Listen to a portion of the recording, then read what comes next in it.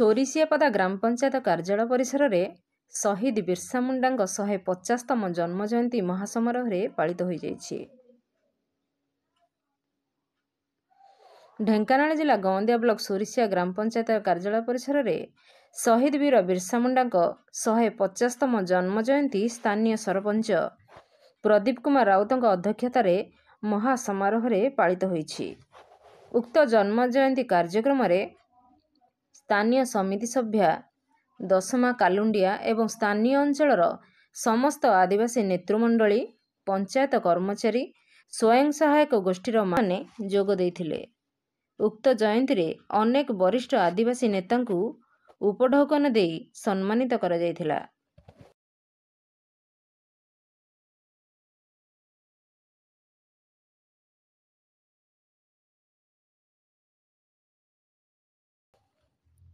एवं परे अनेक गुड़िए मनोरंजन कार्यक्रम अनुष्ठित होइथिला।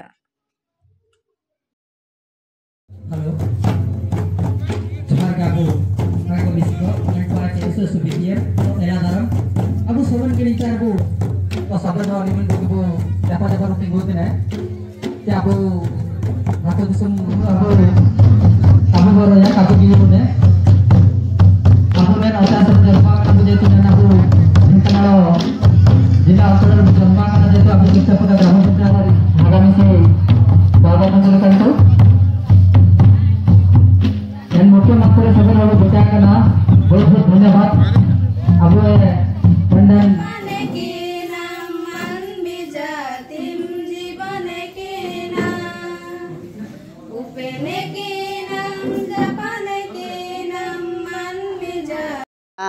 सालुका हेम्ब्रम आज ए बिरसा मुंडा 151तम आम पंचायत पालन कर आसुचु। आम पंचायत रु 14टा वार्ड रु प्राय 400-500 लोक ये गैदरिंग हुई आज आम प्रथम आम ये ढेंकानाल गवंदिया ब्लॉक सुरसापदा पंचायत प्रथम कर आरंभ करुचु। बिरसा मुंडा भगवान पालन रूप करुचु।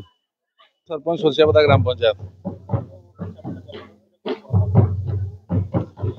आज आमर महान स्वाधीनता संग्रामी आदिवासी नेता स्वर्गत बिरसा मुंडा 150तम जन्म जयंती पालन करा जाउची।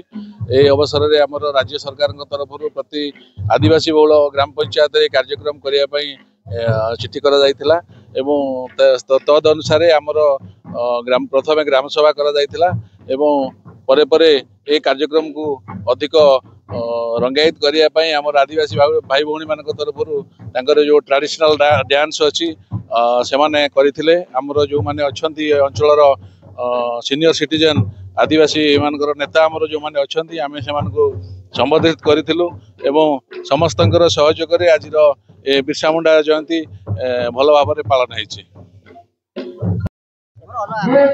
दशमा कालुंडिया सुरसियापदा पंचायत समिति सभ्य आज हूँ बिरसा मुंडा जन्म जयंती सुरसियापदा पंचायत प्रथम थर पालन हो बिरसा मुंडा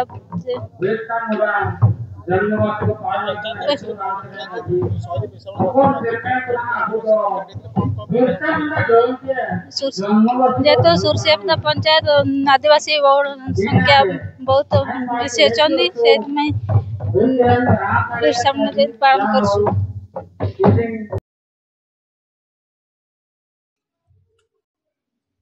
ढेंकानाल सौम्यरंजन महाती रिपोर्ट नागराज न्यूज।